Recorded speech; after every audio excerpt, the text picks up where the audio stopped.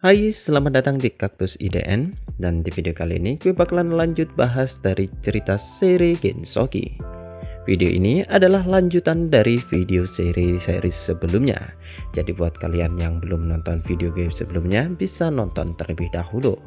Dan jika sudah, kita mulai saja videonya. 3, 2, 1.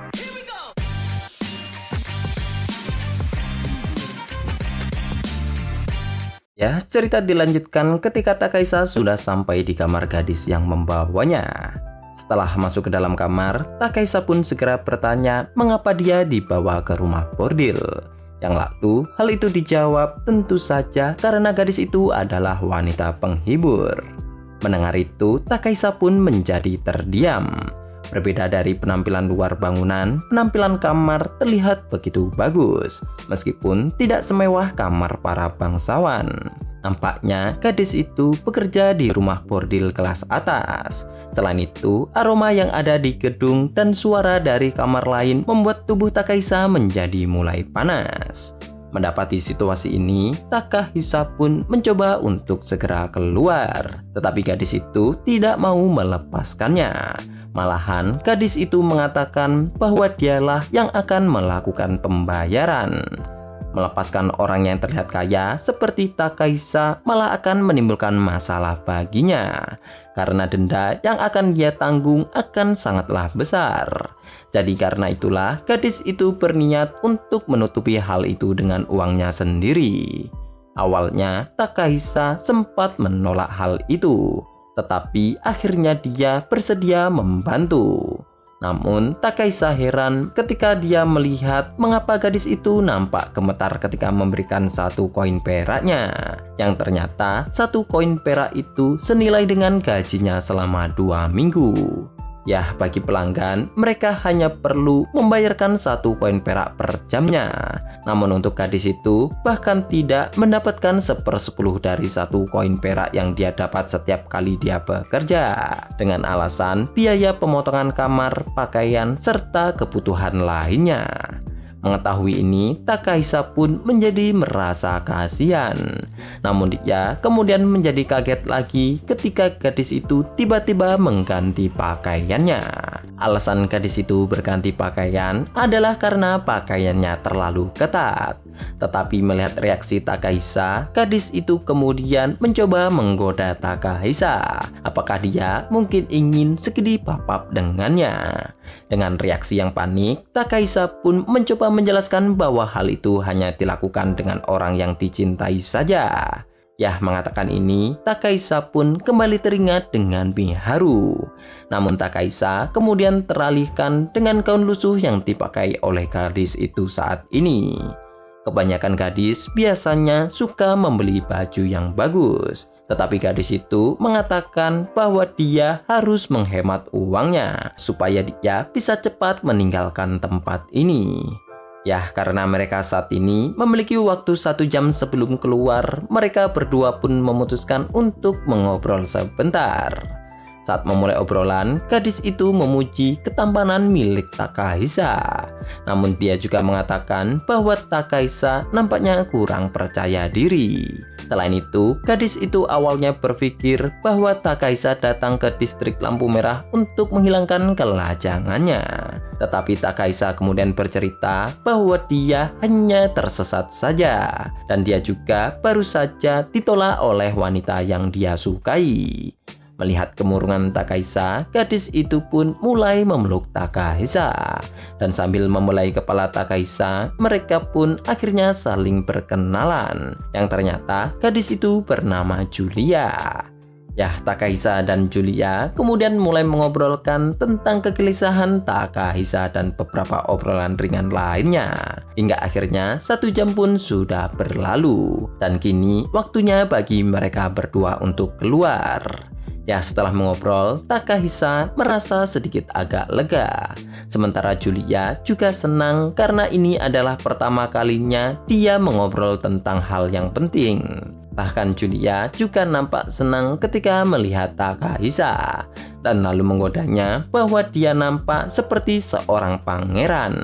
Dan Julia mengatakan bahwa dia pasti akan terus mengingat wajah Takahisa. Mendengar hal itu, Takahisa tentu saja bertanya tentang apa yang dimaksudkan oleh Julia. Tetapi Julia langsung mendorong Takahisa ke lobi gedung, tempat Takahisa harus melakukan pembayaran. Ya, sesuai jumlah uang yang diberikan Julia sebelumnya, Takahisa membayar 1 koin perak. Melihat ini, resepsionis gedung nampak tidak terlalu menyukainya. Melihat penampilan Takahisa yang terlihat seperti bangsawan kaya, menurut resepsionis itu, Julia seharusnya bisa mendapatkan uang yang lebih dari itu. Dan hal ini ternyata juga dipikirkan oleh Wakadana yang ada di sebelah resepsionis. Namun meskipun begitu, Wakadana menawarkan pelayanan lagi kepada Takahisa. Tetapi Julia langsung mengantarkan Takahisa untuk segera keluar dari gedung. Sebelum berpisah dengan mengumpulkan tekadnya, Julia pun mengatakan bahwa dia sebenarnya setuju dengan pendapat Takahisa tentang hanya segitip papap dengan orang yang dia cintai. Dan jika itu bukan karena pekerjaannya, dia pasti akan melakukan hal itu. Mendengarnya, Takahisa nampak terlihat senang. Dan kemudian setelah Julia menunjukkan arah keluar dari distrik lampu merah, mereka berdua pun akhirnya berpisah. Setelah berbicara dengan Julia, entah mengapa Takahisa sudah mulai menjadi tenang. Meskipun dia masih tidak ingin kembali ke kastil kerajaan Galar. Namun di sisi lain, dia tidak memiliki uang dan juga tempat untuk bermalam. Memikirkan hal ini, apa yang terlintas di dalam kepala Takahisa hanyalah bayangan penolakan Miharu, yang mana hal itu membuat Takahisa seperti ingin menangis. Saat ini, Takahisa merasa ingin diselamatkan oleh seseorang. Dan saat memikirkannya lagi, Takahisa ternyata mulai merindukan Julia. Memikirkan ini sekali lagi, Takahisa kemudian memutuskan ingin menemui Julia sekali lagi. Namun di saat Takahisa kembali ke gang distrik merah, dia malah melihat Julia yang sedang dijambak dan diseret ke arah gang. Nampaknya setelah mengantarkan Takahisa keluar, Wakadana yang kesal langsung menyeret Julia. Alasannya karena meskipun Julia berhasil menarik Takahisa, namun Julia tidak berhasil mendapatkan banyak uang darinya. Jadi karena itulah Wakadana berniat untuk menghukum Julia. Melihat Julia mendapatkan perlakuan kasar, Takahisa pun langsung berlari untuk menghentikan hal itu. Namun di sisi lain, Wakadana hanya tersenyum. Dan dia juga mengatakan bahwa dia hanya sedang mendisiplinkan pegawainya. Ya, meskipun Takahisa terus mengatakan untuk berhenti mengkasari Julia, namun Wakadana hanya tertawa saja. Dan dia juga terus menyiksa Julia. Menurut Wakadana, Julia adalah budak rumah bordil miliknya, di mana Julia dibebani dengan hutang yang ditinggalkan oleh orang tuanya. Jadi sebagai pemilik Julia, perlakuan kasarnya bukanlah sebuah kejahatan.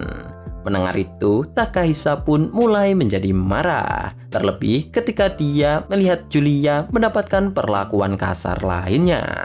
Melihat kemarahan Takahisa, Wakadana pun langsung mengeluarkan pisau dan mengarahkannya ke Takahisa.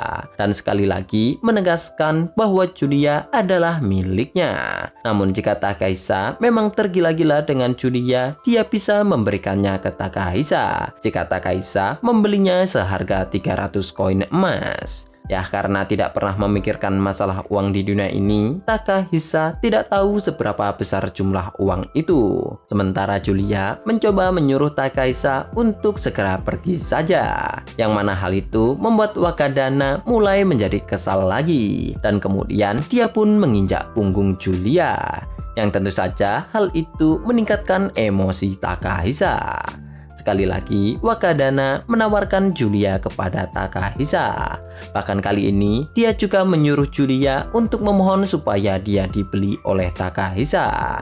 Tidak tahan melihat perlakuan kasar lagi, Takahisa pun mulai berpikir apakah mungkin baginya jika dia meminjam uang dari Liliana. Sementara di depannya, Wakadana yang mulai ragu Takahisa tidak akan membeli Julia, kemudian mulai menyeret Julia sambil mencemooh bahwa pelacur sepertinya tidak akan mudah menemukan pasangan, apalagi pangeran yang datang untuk menyelamatkannya. Selain itu, Wakadana juga mengatakan bahwa malam ini nampaknya dia akan menggunakan Julia dengan harga seperti yang dibayarkan oleh Takahisa. Tidak bisa menahan amarahnya lagi, Takahisa pun langsung mendorong Wakadana dan menarik Julia ke arah belakangnya. Yang tentu saja hal itu membuat Wakadana menjadi marah dan tak berpikir panjang dia pun langsung menyerang Takahisa. Melihat ini, Julia pun berusaha menghentikan mereka. Tetapi Wakadana membentak dan membuat Julia kaget. Hingga akhirnya Julia pun terjatuh. Ya, meskipun Takahisa menjadi tambah marah, namun karena dia ragu untuk bertarung, dia malah menjadi terpojok sendiri. Sebenarnya, sebagai pahlawan, Takahisa memiliki keuntungan fisik yang unggul. Tetapi sekarang, posturnya malah terlihat goyah. Dan Wakadana yang melihat hal ini langsung menyerang menggunakan belati. Sementara Takahisa yang tidak ingin mati, secara naluriah mengeluarkan pedang ilahinya. Dan pedang itu, tanpa disadari Takahisa, ternyata menusuk tepat ke arah jantung Wakadana. Perlahan, Wakadana pun akhirnya telah mati dan darahnya mulai menyebar ketika Takahisa menarik pedangnya. Takahisa yang tidak ingin membunuh orang, baru saja membunuh orang. Bersamaan dengan rasa gemetar yang mulai menjalar wajah pucatnya serta mental Takahisa yang sedang goyah, pedang ilahinya pun akhirnya menghilang. Sementara Julia yang melihat kejadian ini langsung menarik Takahisa masuk ke rumah bordil lagi untuk mengambil beberapa barang di kamarnya dan kemudian lari dari tempat mereka saat ini. Dan lalu beberapa jam akhirnya telah berlalu. Sejak kepergian Takahisa dan Julia, hujan yang turun telah membasuh genangan darah dari mayat Wakadana yang saat ini baru saja ditemukan oleh beberapa pria. Orang-orang itu adalah pengelola rumah bordil lain serta keluarga dari Wakadana itu. Mereka saat ini terlihat begitu nampak marah. Salah satu orang itu memiliki nama Norman dan dia menanyakan tentang apa saja yang diketahui resepsionis rumah bordil sebelum Wakadana ditemukan tewas.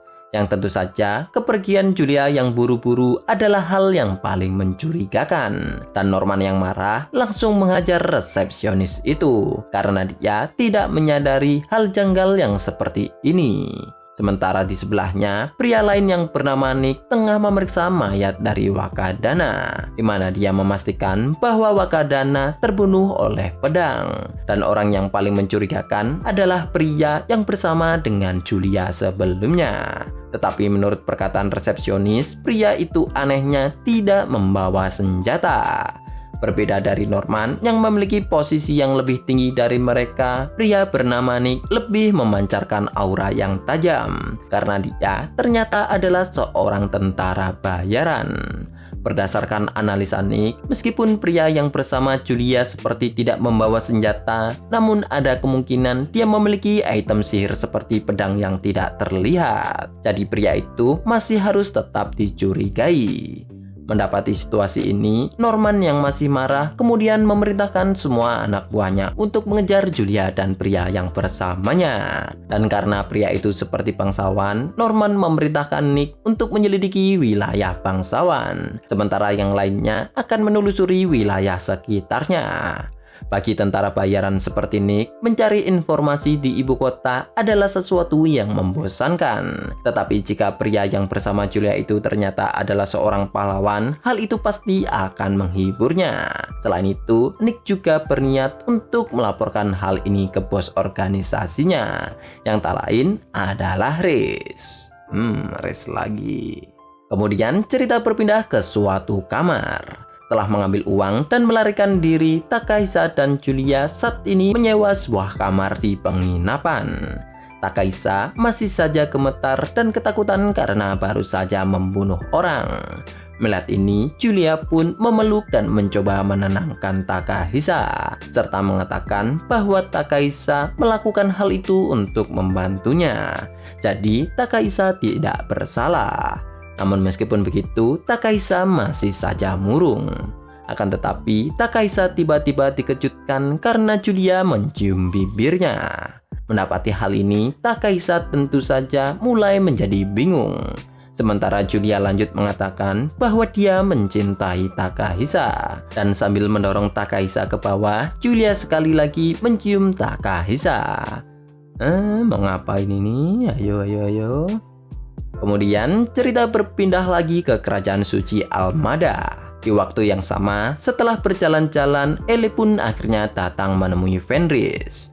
Tujuan Ele tentu saja untuk memberikan laporan. Bahkan berdasarkan penyelidikannya, Ryo bukanlah Raja Naga, atau bisa jadi ingatannya telah hilang. Atau juga ada kemungkinan dia hanyalah orang dengan kekuatan dari Raja Naga. Selain itu, menurut Ele, Ryo sepertinya tidak datang ke sini atas perintah Lina. Karena Ryo hanya nampak seperti sedang mencari informasi atau sesuatu untuk kepastian yang jelas. Mendapatkan informasi ini, Fenris pun berasumsi bahwa Ryo nampaknya sangat berhati-hati. Jadi mereka saat ini hanya perlu untuk mengawasi. Namun meskipun begitu, Fenris memperingati Ele untuk tidak melakukan pertemuan tidak berguna dengan Ryo. Sebenarnya, dengan keberadaan Ryo yang meninggalkan kerajaan Galar, hal itu akan mempermudah Fenris untuk menyerang kerajaan Galar. Akan tetapi, Fenris saat ini masih ragu.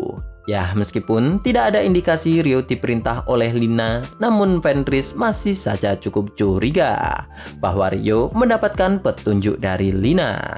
Memikirkan ini, Fenris pun sangat tidak menyukai Lina, terutama kemampuan meramalnya itu. Namun Fenris masih merasa bahwa dia nampaknya perlu untuk bergerak. Selama 1000 tahun, Fenris sudah menyimpan monster golem secara berhati-hati. Dan kali ini dia berencana untuk menyebarkannya dan melihat apakah akan ada yang ikut campur. Karena saat ini mustahil ada orang yang bisa menghentikan golemnya jika tidak ada keterlibatannya dengan makhluk transcendent atau familiarnya. Menurut Fenris, untuk memancing keberadaan makhluk transcendent bukanlah suatu hal yang buruk. Namun saat dia mengobrol dengan Ele, tiba-tiba pendeta wanita yaitu Anna datang untuk menemui Fenris. Dan dia juga melaporkan bahwa ada seorang tentara bayaran bernama Nick yang ingin bertemu dengan Fenris. Mendengar ini, Fenris pun nampak terlihat tersenyum. Karena mungkin dia akan mendapatkan laporan menarik dari ibu kota kerajaan Galar. Kemudian cerita berpindah lagi di mana ketika Takahisa membunuh Wakadana. Sejak hilangnya Takahisa, Miharu menjadi tidak bisa tidur. Sampai saat ini, Miharu masih teringat saat-saat dia menampar Takahisa. Menurut Miharu, dia melakukan hal yang benar karena Takahisa seharusnya tidak memperlakukan Liliana seperti itu. Akan tetapi situasi sekarang malah menjadi kacau dan Miharu kemudian mulai teringat lagi dengan mimpi yang pernah dia alami sebelumnya, di mana di dalam mimpinya Miharu telah diberitahu bahwa dia akan dihadapkan dengan keputusan yang penting dan Miharu harus membuat pilihan yang menurutnya salah. Memikirkan ini, Miharu pun bertanya-tanya apakah suara wanita yang ada di mimpinya mungkin mengetahui masa depan. Dan jika itu benar, mungkin dia juga mengetahui di mana posisi Takahisa saat ini. Meskipun masih belum mengantuk, untuk memastikan Miharu pun memutuskan untuk segera tidur. Dan ternyata sekali lagi Miharu bermimpi di tempat yang putih. Sama seperti mimpinya dulu, suara wanita yang dia tidak ketahui juga terdengar entah dari mana. Dan suara wanita itu nampaknya sudah mengetahui dengan apa yang terjadi ke Miharu beberapa hari ini. Yang mana hal itu membuat Miharu menjadi cukup terkejut. Namun Miharu menggunakan kesempatan ini untuk langsung bertanya di manakah Takahisa. Akan tetapi suara wanita itu ternyata menolaknya. Ya, suara wanita itu mengatakan dia memang bisa saja melihat masa depan. Tetapi hal itu tidak bisa diberitahukan ke orang lain. Karena dia pasti akan mendapatkan hukuman dan juga resiko yang besar. Selain itu, sekarang juga sudah terlambat karena menurut suara wanita itu masa depan juga sudah bercabang, yang mana itu berarti akan ada kemungkinan yang tak terbatas di kemudian hari dan masa depan itu akan ke arah yang cukup menyusahkan. Mendengar ini, Miharu pun bertanya-tanya apakah dia sudah membuat keputusan yang salah.